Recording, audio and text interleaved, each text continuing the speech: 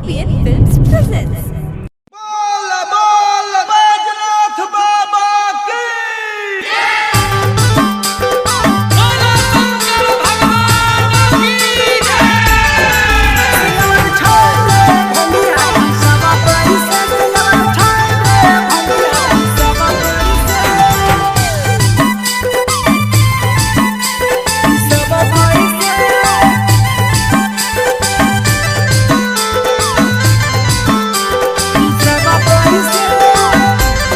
भोला कहे गौरा भांग पिसहे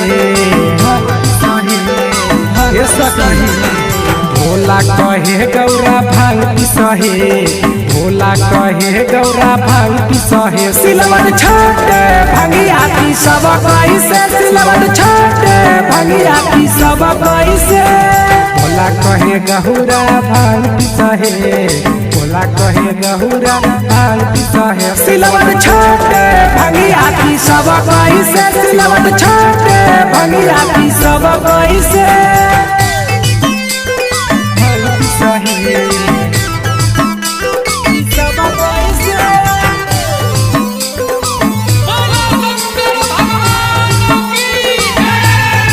सिलवट छोटे भंगिया की सब कैसे भोला कहे गौरा गंगा भरा है भोला कहे गौरा गंगा भरा है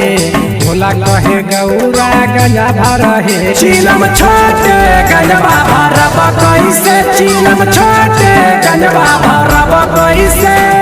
भोला कहे गौरा गंगा भरा है भोला कहे गौरा गंजा भरा है चीलम छोटे गंजवा भरब कैसे चीलम छोटे गंजवा भरब कैसे भांग पिसहे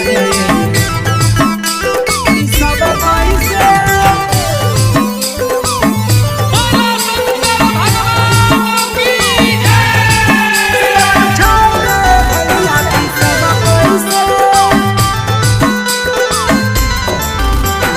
भोला कहे गौरा पानी भरा है हे सखी सुना है